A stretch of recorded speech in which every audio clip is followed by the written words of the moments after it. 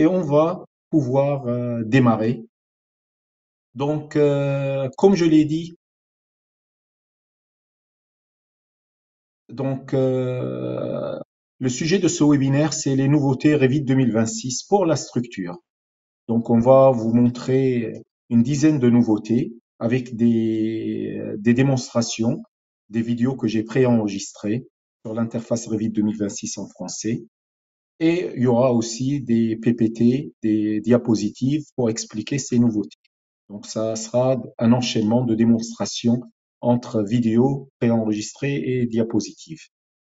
Et on montrera, et je donnerai l'intérêt de chaque nouveauté pour votre métier structure. Voilà, je me présente, je m'appelle Fadi Abdjouné. Donc, je suis ingénieur structure certifié du Centre d'études de construction en béton armé et précontraint, donc le CHEBAP. Je suis ingénieur d'application BIM, civil et structure au sein de REFSA depuis 4 ans, où j'assure la formation sur Revit Structure, Advanced Steel et Robot Structural Analysis, c'est le logiciel de calcul de structure d'Autodesk.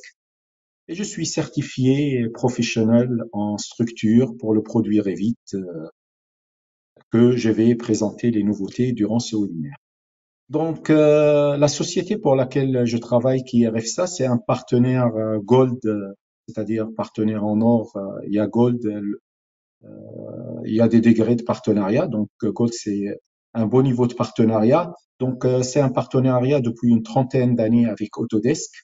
On assure des services numériques, que ce soit pour le BIM. Donc, si vous voulez implémenter le BIM dans votre bureau d'études ou votre entreprise, on est là pour vous assister, vous apporter le support nécessaire.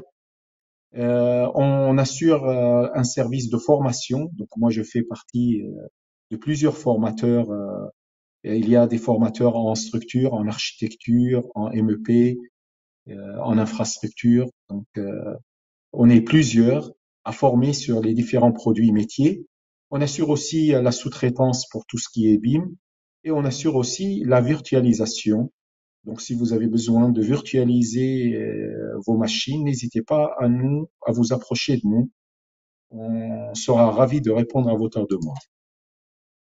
Donc, comme je l'ai dit, nous avons pas mal de clients en entreprise, en bureau d'études, qui nous font confiance depuis une trentaine d'années pour ces différents services. On a des agences à Paris, à Lyon, à Grenoble, à La Rochelle. On a aussi REFSA à Tunis, donc qui assure un service de formation et pareil d'assistance technique, de support.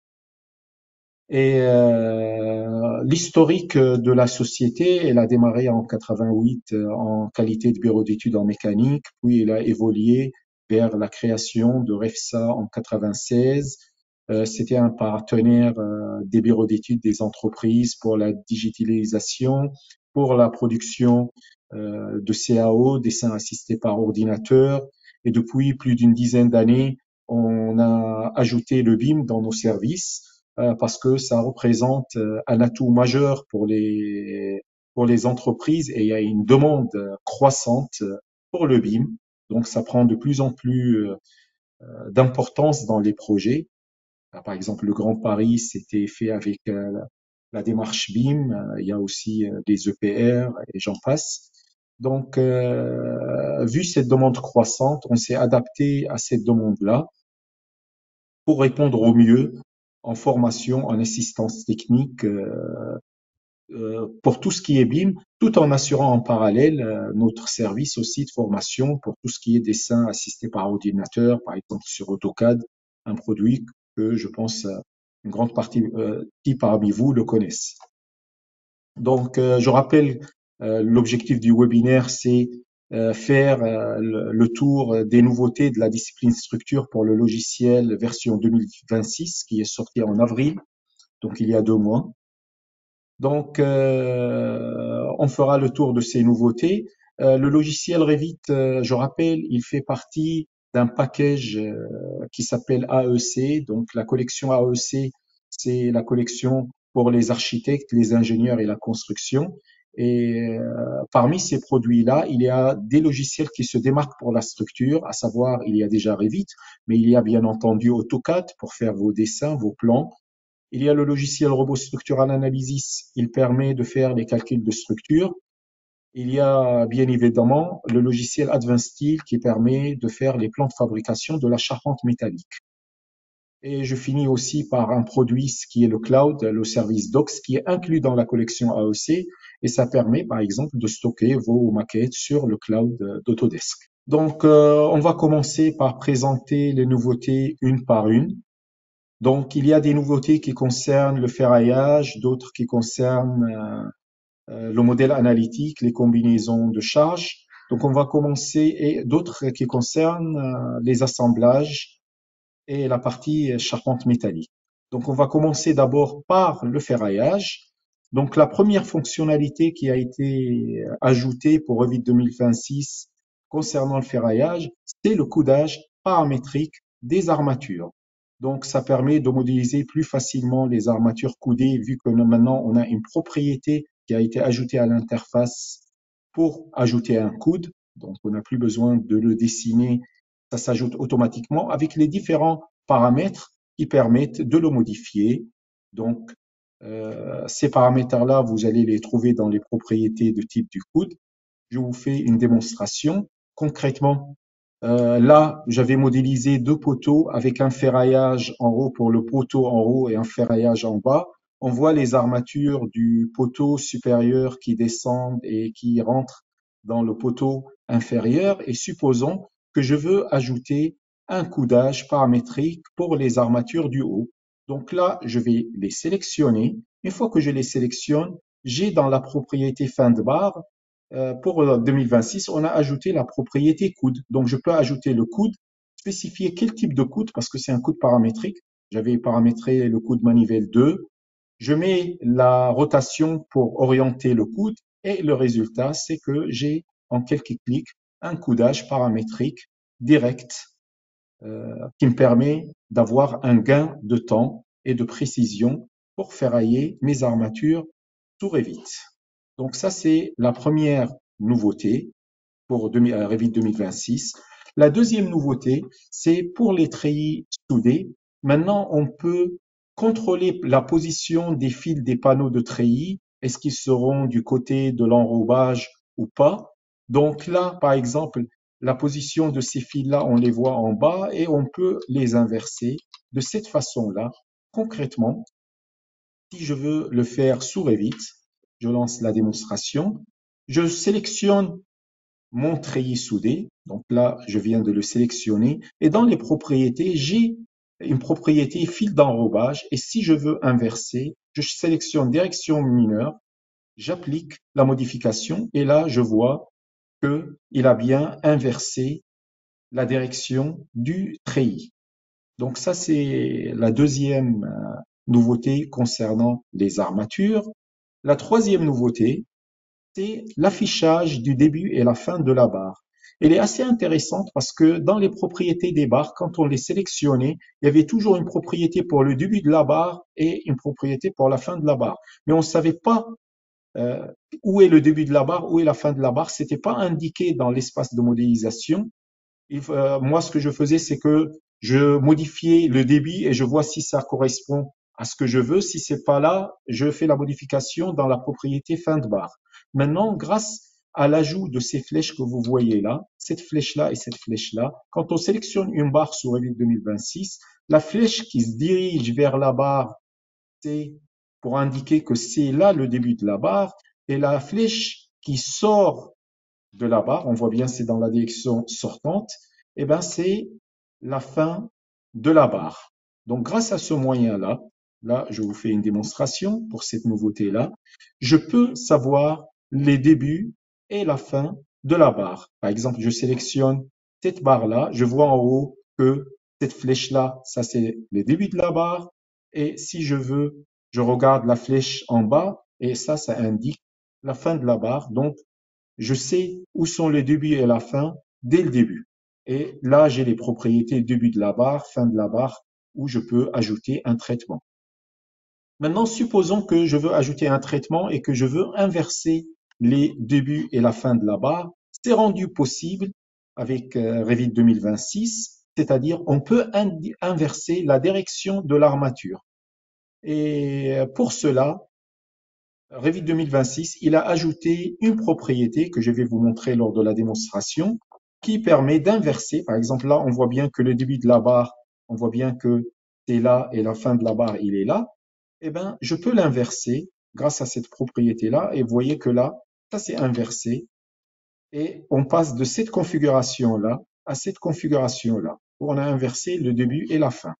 Concrètement, donc je le montre en démonstration. Là, on voit que la fin de la barre avec cette flèche-là qui sort de la barre, eh ben, je sélectionne les barres avec le clic droit. Dans le menu contextuel, il y a inversé les extrémités des barres d'armature. Donc là, comme vous le voyez, la flèche, elle se dirige vers la barre. Donc j'ai inversé. Maintenant, c'est la propriété de début de la barre que je peux changer, par exemple, pour ajouter le coude paramétrique que j'ai fait pour la première démonstration. Par exemple, si je me mets sur début de la barre, là, je peux choisir, par exemple, un crochet, un coude, ce que je veux. Je sais que ça sera pour cette extrémité-là que j'ai choisi. Donc, c'est une propriété assez intéressante pour aller plus vite, tout en sachant ce qu'on veut faire. Donc, ces premières illustrations, ça concernait le ferraillage. Maintenant, je vais vous parler de la modélisation de la charpente métallique, parce qu'il y a eu aussi plusieurs nouveautés concernant la charpente métallique. La première, ça concerne la modélisation de l'acier. Donc, avant, quand on modélisait la charpente métallique, par exemple, je modélise un poteau, une poutre, et ben même si je clique, eh ben, le démarrage de la poutre ne démarre pas nécessairement là où je clique. Pourquoi? Parce que il y avait le raccourcissement automatique qui est activé. Maintenant, on peut le désactiver pour avoir vraiment le démarrage de la poutre. Donc, avant, quand je cliquais par exemple au milieu du poteau, eh ben, la poutre, elle démarre avec un raccourcissement automatique. On le voit ici. Maintenant, on peut continuer à faire de cette façon-là, mais je peux passer à cette façon de faire où il n'y aura pas de raccourcissement automatique et du coup, la poutre, elle démarre là où je clique. Et pour cela, je montre ça dans la démonstration. Supposons que je vais modéliser tout d'abord un poteau métallique à partir de l'onglet structure. Donc, je modélise en premier lieu un poteau. Ensuite, je vais modéliser une poutre métallique. Et comme vous voyez, quand je vais lancer la commande poutre métallique, je vais démarrer du milieu du poteau. Et je me lance. Et je vois que la poutre, vous voyez, il y a eu un raccourcissement. Elle n'a pas démarré vraiment de là où j'ai cliqué. Pour voir si la poutre démarre de là où j'ai cliqué, eh ben, j'ai la propriété dans éléments en acier. Je coche désactiver le raccourcissement automatique et je valide. Donc, du moment où je vais valider, eh ben, la poutre, elle démarre là où j'ai cliqué. Donc là, on le voit en vue en plan, mais je peux aussi le voir en vue 3D. Comme ça, j'ai une meilleure vision de la propriété que je viens de changer. Et on voit bien que la poutre, elle a démarré vraiment là où j'ai cliqué. Donc, ça me permet de choisir la façon qui m'arrange pour modéliser. Je peux jongler, commencer d'une façon et passer à une autre.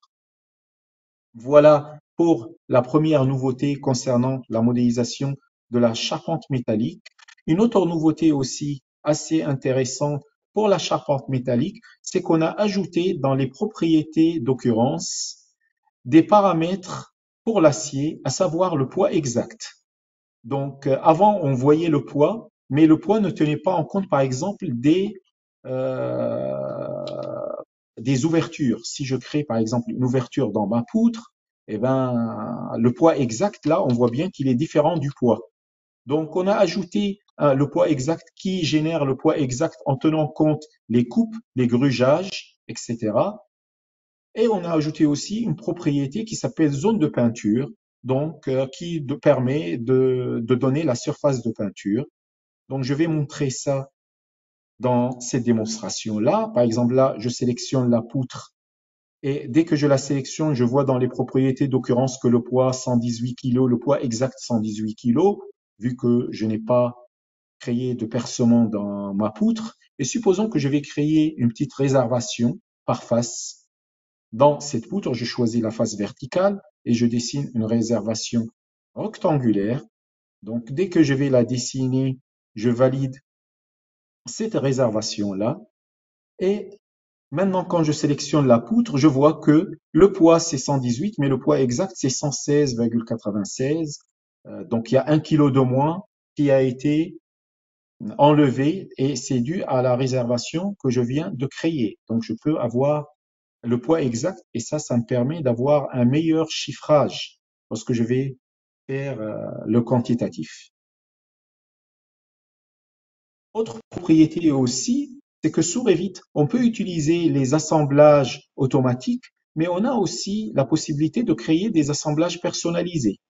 Par contre, quand on crée un assemblage personnalisé sous Revit, pour la version 2026 maintenant, on peut modifier les assemblages personnalisés, ainsi que les propriétés des objets composant cet assemblage personnalisé. Donc, c'est une nouveauté assez intéressante. Je la montre dans cette démonstration où on a créé, par exemple, là, un assemblage personnalisé en pied du profilé, une platine avec des tiges métalliques, des boulons d'ancrage. Et là, si je clique sur modifier, je peux sélectionner l'élément, par exemple ma platine, et modifier la limite. Donc ça, c'est possible, c'est rendu possible avec Revit 2026 sans avoir à refaire l'assemblage personnalisé. Donc là, je valide la platine que je viens de modifier, je valide mon assemblage personnalisé et je vois qu'il a été modifié. Donc, j'ai une platine plus grande directement en modifiant l'assemblage personnalisé. Donc, ça permet aussi un gain de temps qui est pas mal.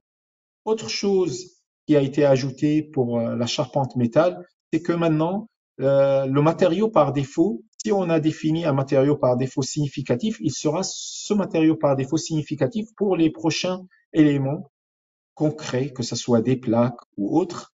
Par exemple, j'ai donné l'exemple de S275. J'aurais pas un matériau que j'ai à changer à chaque fois, donc je perds pas mon temps à changer le matériau par défaut à chaque fois que je crée un élément. Concrètement, par exemple, là, j'ai, je crée par exemple une platine à travers l'onglet acier. Donc, je vais créer la platine avec un profil rectangulaire que je vais valider. Et maintenant, je vois que le matériau structurel, c'est bien un S235. Je me mets en niveau de détail élevé pour la 3D pour pouvoir voir la platine. Et c'est toujours S235. Donc, avant, je pense que c'était platelage métallique qu'il faut changer. Maintenant, on le fait une fois et après, pour tous les autres éléments, le matériau par défaut, il reste fidèle à ce paramétrage-là. Donc, ça permet, pareil, un gain de temps énorme lorsque vous travaillez. Et maintenant, je vais aborder les nouveautés concernant le modèle analytique. Vous savez que depuis la version 2023, on utilise un script Dynamo pour créer le modèle analytique. Eh bien, ce script, il a été amélioré au fur et à mesure des versions 2024, 2025 de Revit. Par exemple, l'année dernière, l'automatisation analytique permettait d'aligner pour la quatrième, la version 4 de Revit 2025, le modèle analytique. Ça permet de corriger moins. Mais pour la version 2026, on est allé encore plus loin en ajoutant un raccourci, c'est-à-dire au lieu de lancer le script, on a un raccourci dans automatisation analytique. Par exemple, si je veux passer du modèle analytique à modèle physique, je clique sur ce bouton-là, exécuter physique vers analytique, et je crée directement le modèle analytique. Il sera présélectionné et il créera le modèle analytique. Je peux faire le contraire, passer de modèle analytique vers physique. Bien sûr, si je veux voir la fenêtre du script Dynamo et changer les paramètres, chose que vous savez faire pour les versions précédentes, et ben vous passez par la propriété personnalisation de l'automatisation. Donc une fois que vous faites ça, et ben ça permet de voir les différents réglages. Donc concrètement, je montre ça par un exemple. Là, j'avais modélisé un élément en béton, des éléments en béton où il n'y a pas de modèle analytique. Et là, j'ai un raccourci. Je clique directement sur exécuter physique vers analytique. Et dans ce cas-là, eh ben, le modèle, il est déjà présélectionné. Il suffit d'exécuter. Donc, je lance l'exécution pour pouvoir créer le modèle analytique de ma structure. Il la crée directement. Et une fois qu'il a créé le modèle analytique, je peux checker dans la fenêtre modèle analytique. Je vois qu'il l'a bien créé. Les, les éléments analytiques ainsi que les surfaces analytiques sont créés, sont bien alignés. Donc ça permet un gain de temps aussi pour la production quand on veut faire des calculs sur le modèle analytique. Donc moins de corrections sur le modèle analytique et du coup je peux envoyer ça sur robot pour lancer les calculs du modèle analytique. Donc c'est une propriété assez, un raccourci assez intéressant dans l'automatisation analytique. Une dernière nouveauté, c'est la possibilité maintenant d'automatiser les combinaisons de charges. À la version 3 de mémoire de Revit 2025, on avait 3 ou 4, je ne me rappelle plus si c'était la 3 ou la 4.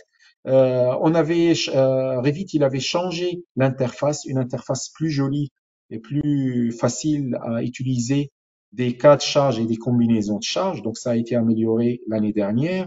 Et cette année, sauf qu'elle ne générait pas les combinaisons automatiques, c'est-à-dire on peut choisir le règlement, mais on ne peut pas générer des combinaisons automatiques. Donc, pour générer des combinaisons automatiques, ben, il fallait soit on passe à robot, par exemple, et il génère les combinaisons automatiques. Maintenant, on peut le faire à travers la fenêtre de Revit. Donc, par exemple, là, j'ai créé pour propre GEQ. Vous voyez, j'ai créé des combinaisons automatiques en précisant le pays pour lequel je veux créer mes combinaisons. Je montre ça en démonstration. Donc là, je suis sur mon modèle et je vais lancer l'interface cas et combinaison. Et comme vous voyez là, pour le moment, j'ai mes cas de charges que j'ai créés dans cette interface. Je choisis le pays, par exemple la France, la norme de conception. Une fois que j'ai choisi le pays et la norme de conception, je choisis les cas de charges pour lesquels je veux automatiser les combinaisons et je lance l'automatisation des combinaisons. Donc l'automatisation des combinaisons, ça tient par les réglages que j'ai fait, que ce soit pour le pays ou les normes. Parce que là, j'ai choisi la norme française, mais l'Eurocode, mais j'aurais pu choisir le BAEL ou le CM66. Je peux choisir la norme que je veux. Donc là, pour le moment, pour les combinaisons, on va voir ce que ça donne pour l'Eurocode. L'Eurocode qui gère la combinaison, c'est l'Eurocode 0, c'est le NFEN 1990. Et je vois que il a bien créé mes différentes combinaisons, que ce soit à l'état limite ultime, l'état limite de service fondamental, euh, est quasi permanent. Donc, je peux choisir les combinaisons qui m'intéressent. Je suis pas obligé de tous les ajouter à mon projet. Là, j'ai choisi 3 combinaisons et je vois que les coefficients, ça correspond à ce que je connais d'habitude. Donc, ça permet d'aller plus vite pour générer les combinaisons de mes cas de charge de façon automatisée. Voilà, donc là, j'ai fait le tour des différentes nouveautés de Revit 2026.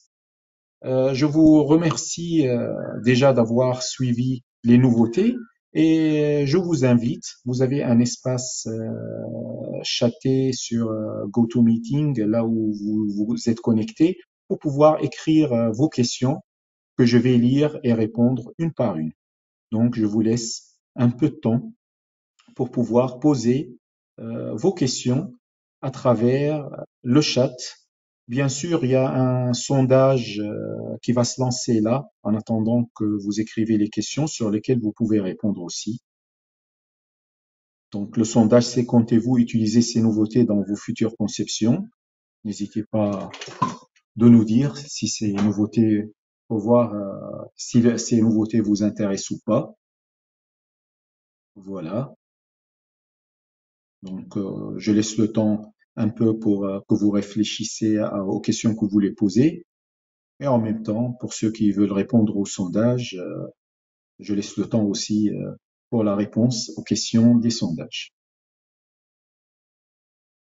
Donc, à ce que je vois, il y a pour le moment 31% qui comptent utiliser dès que possible ces nouveautés-là. Donc, dès que vous aurez pu installer Revit 2026, et 63% qui vont les utiliser probablement. Donc, ça, c'est les résultats pour 74% des votes.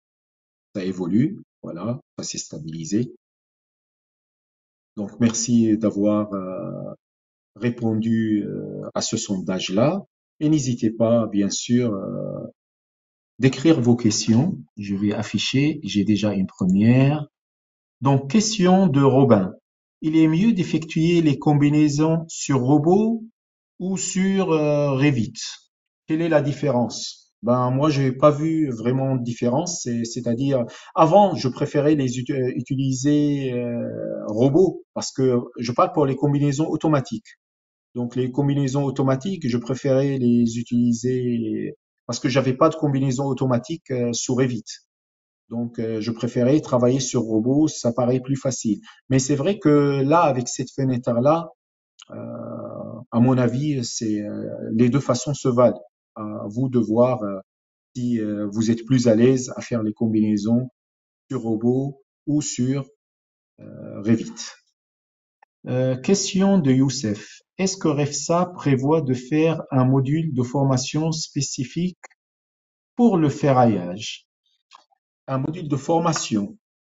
Ben, on a les formations sur mesure. Sachez que pour le ferraillage, il y a la formation Revit Structure et on passe une demi-journée sur le ferraillage. Donc, il y a une demi-journée, une matinée. C'est le quatrième jour de la formation de 5 jours de Revit Structure. Donc, on passe une demi-journée sur le ferraillage. Mais si vous voulez que une formation spécifique pour le ferraillage, n'hésitez pas à vous approcher de notre service commercial parce que on a aussi des formations spécifiques, c'est-à-dire vous êtes intéressé sur une partie de la formation ou sur un sujet qui n'est pas prévu dans nos formations génériques, on est prêt à répondre dessus. Voilà. Question de Max. Du nouveau pour gérer les armatures via Dynamo, est-il possible de traiter les armatures comme des curves à extruder et en résultat des armatures reconnues comme telles sur Revit avec une modification telle que faite à la main? Ben, moi, je n'utilise pas vraiment Dynamo. Donc, je suis pas, j'ai mon collègue, lui, il utilise Dynamo. Donc, je pense il sera là pour les nouveautés sur l'infrastructure, sachant que pour Revit Ouvrage d'Art, lui, il assure la formation des armatures pour les ouvrages d'art. Donc, je pense qu'il sera mieux placé que moi, vu qu'il utilise Dynamo, à répondre à cette question-là. Donc, n'hésitez pas pour le webinaire où vous allez l'avoir pour les nouveautés infrastructures, de lui poser la question. Question de Berthe. J'aimerais savoir si le passage vers le modèle analytique marche également pour les ponts en plus des bâtiments. Ça, je l'ignore, vu que je suis ingénieur structure en bâtiment. Donc, je m'occupe de la partie structure de bâtiment. Pareil, c'est mon collègue Eddy qui assure les webinaires concernant les ouvrages d'art et l'infra. Ben, il pourra vous répondre parce que lors de la formation Revit ouvrage d'art, il traite la partie modèle analytique. Donc, il vous dira pour les ouvrages d'art, est-ce que le passage vers le modèle analytique marche également pour les ponts, en plus des bâtiments? Mais c'est vrai que pour la formation de bâtiments, ça marche bien. Pour les ouvrages d'art, je vois pas de raison pour que ça marche pas, parce que ça reste une structure. Mais s'il y a une spécificité, il vous le dira. Voilà. Question de Sergio. Et pour le volet charpente métallique, elle est intégrée aussi à la formation Revit Structure? Oui. La réponse est oui. C'est-à-dire, dans la formation Revit Structure, il y a une demi-journée il y a une journée qui est consacrée au modèle analytique, et ça concerne la modélisation d'un bâtiment en béton armé, plus la création du modèle analytique, plus l'envoi vers robot, et avant l'envoi, la correction du modèle analytique sur Revit, pour que quand on l'envoie sur la création des cas de charge, des combinaisons de charges, tout ça, on le fait sur Revit, de telle sorte à robot, on ne fait que les calculs, on lance le calcul, même les appuis, on les crée sur Revit, comme ça on vous montre tout ce qu'on peut utiliser. Et pour la charpente métallique, il y a une demi-journée où vous faites de la charpente métallique, c'est-à-dire vous modélisez la charpente métallique, vous créez des assemblages parmi les 135 assemblages proposés par robot, mais vous avez aussi un exercice, quand j'avais fait la démonstration sur l'escalier métallique avec l'assemblage personnalisé, en fait c'est un assemblage personnalisé que les stagiaires créent au cours de cette formation. Donc, c'est inclus dans cette formation. La réponse est bien évidemment oui. Donc, question de Max.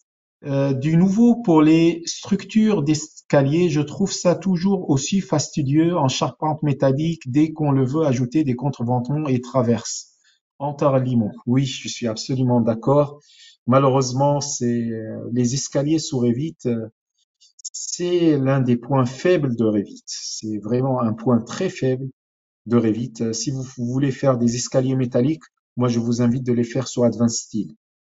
Après, il y a le workflow entre Advanced Steel et Revit. C'est-à-dire vous les faites sous Advanced Steel et après vous les envoyez via les fichiers tampons et vous les récupérez sous Revit parce que oui, les escaliers métalliques dans Revit, c'est pas terrible. Donc il n'y a pas de nouveau là-dessus pour le moment. On attend l'équipe de développement d'Autodesk là-dessus. Peut-être dans les années à venir, ils vont faire quelque chose. Question de Mohamed. Pourquoi les treillis soudés ne sont pas dans la bibliothèque Autodesk? Est-ce qu'il y a moyen de faire des espacements différents pour le même élément sans passer par copier-coller? Ben, généralement, les treillis soudés, ils sont dans la bibliothèque d'Autodesk, c'est-à-dire les fameux treillis ST20, ST50, ST60, on les retrouve. Après, c'est vrai que ça dépend si vous avez téléchargé la bibliothèque française ou pas. C'est dans mais elle figure bel et bien depuis plusieurs versions d'Autodesk. Par contre, quand on est sur du treillis soudé, on change pas l'espacement. C'est des treillis qui sont soudés, donc les espacements sont déjà figés suivant le type de treillis soudé. Par contre, les armatures surfaciques, là, on peut gérer les espacements et les changer. Euh, Question de Ludovic. Y aura-t-il un module ou une option pour le calpinage optimisé des treillis pour avoir un nombre de panneaux euh, à commander? Ben, pour le moment, j'aurais tendance à dire que, à part créer une nomenclature qui vous permet d'avoir le nombre de panneaux, ensuite, pour le calpinage, vous avez une propriété qui vous gère comment vous voulez calpiner, mais via les propriétés. Est-ce qu'il y aura un module peut-être dans les années à venir? Je ne sais pas, il faut voir. Je l'ai pas vu dans le roadmap parce je vous invite aussi à consulter le roadmap d'Autodesk. Donc, il est consultable. Vous tapez roadmap Revit Autodesk, vous tombez sur la feuille de route pour les prochains développements. Ça ne veut pas dire qu'ils seront développés pour la version de l'année prochaine. Ça pourrait être développé pour dans 1 an, 2 ans. N'hésitez pas aussi à le réclamer sur les forums d'Autodesk parce que eux, ils sont vigilants. Donc, quand ils voient une forte demande, ils intègrent la demande au roadmap suivant le nombre de demandes. Donc, s'il y a assez de gens qui se manifestent pour demander sur le forum d'Autodesk ils sont vigilants sur ce sujet-là. Mais de mémoire, je l'ai pas vu comme un développement euh, pour le futur Revit. Mais ça pourrait évoluer. La preuve, certaines nouveautés que je vous ai montrées, même l'année dernière, c'était suite à la demande des utilisateurs. Donc, c'était pour répondre à une demande croissante pour améliorer la modélisation sur Revit. Voilà, voilà. Je vous remercie d'avoir posé vos questions. Maintenant, je passe à nos formations. Comme je vous ai dit, là, c'est un webinaire. Plusieurs questions que vous avez posées, ça concernait nos formations. Donc, un webinaire ne remplace pas, comme vous l'avez remarqué, une formation. Donc, pour pouvoir bien comprendre et bien s'améliorer sur Revit Structure, mais pas que, on assure l'architecture, le MEP, l'infrastructure, géomètre, etc. Nous avons des catalogues de formation. N'hésitez pas de les consulter. Hugo, mon collègue, il vous a mis le lien. Il est dans le chat. Pour obtenir, vous pouvez télécharger ces catalogues, les consulter. Et on a des formations, par exemple Revit Structure, c'est une formation qui s'étale de 10 jours, 3 jours en fondamentaux, 5 jours sur la partie métier structure et 2 jours sur la création des familles. Donc vous avez des parcours, donc vous n'êtes pas obligé d'enchaîner les 10 jours d'un coup, vous pouvez les fragmenter entre des formations 2 à 3 jours à chaque fois. Les formations sont financées, vous pouvez utiliser votre congé personnel de formation, on est conventionné avec des actions collectives comme Atlas, OPCO, toutes nos formations sont Calliope, donc ça vous permet de vous faire rembourser une grosse partie de la formation, voire parfois à 100%. Et vous pouvez faire les formations à Paris, à Lyon, à Grenoble, en présentiel, mais vous pouvez aussi faire les formations à distance, suivant ce qui vous arrange. Donc, n'hésitez pas de voir nos formations. On assure des formations pour Revit, mais aussi pour robots. On a des parcours pour robots, que ce soit la charpente métallique ou le béton armé. J'assure la formation aussi du calcul des structures au séisme en utilisant le Rocode 8. On a une formation spécifique, ainsi que pour Advanced Steel. Il y avait une question sur l'escalier métallique. Lors de la formation Advanced Steel, je montre comment on crée un escalier métallique sur Advanced Steel et je montre à la fin de la formation comment on envoie une maquette sur Advanced Steel. On peut l'envoyer soit sur Revit, soit sur Robot pour la calculer. On peut faire l'une ou l'autre. Ça fait partie de cette formation-là. Donc, n'hésitez pas à nous contacter si vous êtes intéressé par les formations. Ils sont aussi bien détaillés avec le programme des cours, des exercices par rapport à nos catalogues. Nous avons aussi animé mes collègues, donc ils vont animer les nouveautés pour les auteurs disciplines. Et comme je l'ai précisé, il y a les nouveautés 2026 pour l'architecture, les nouveautés 2026, donc ça sera la semaine prochaine. N'hésitez pas aussi de vous inscrire. Donc la semaine prochaine, ça sera l'architecture. Après, la semaine d'après, c'est le MEP, donc tout ce qui est électricité, plomberie, et chauffage, ventilation, climatisation. Puis il y aura mon collègue, j'avais cité pour deux questions qui concernent les ouvrages d'art, donc ce sont des infrastructures. N'hésitez pas aussi de reposer ces questions-là à mon collègue Eddy. Lui aussi, il est formateur Dynamo, donc pour la question concernant le ferraillage avec la fonction cœur sur Dynamo, n'hésitez pas à lui poser la question. Il vous répondra sans aucun doute là-dessus. Donc, comme ça, vous aurez une réponse précise. Il animera, je pense, le webinaire le 10 juillet. Donc, vous pouvez suivre le webinaire et lui poser les questions que vous voulez. Il y aura aussi un webinaire spécial plan 3D. Donc, c'est un logiciel qui permet de modéliser la tuyauterie, mais aussi la charpente métallique qui soutient la tuyauterie, faire les isométriques, les schémas PID. Et donc, c'est mon collègue Jinsei qui va l'animer le 3 juillet. Voilà, donc ça, c'est le prochain webinaire. Donc, vous pouvez vous connecter sur notre site web. Nous vous avons mis dans le chat aussi les liens vers les livres blancs. On a édité plusieurs livres blancs. l'un concernant les jumeaux numériques, l'autre sur la décarbonation et un autre sur la collaboration sur les projets d'infrastructure. Donc, on édite régulièrement des livres blancs. N'hésitez pas à les consulter et profiter de notre savoir-faire sur ce sujet-là concernant le métier du BIM. Voilà, j'ai fini. Je vous remercie de votre participation. À une prochaine pour d'autres webinaires. Et merci de votre soutien via les encouragements que je vois sur l'écran. Voilà. Bonne journée.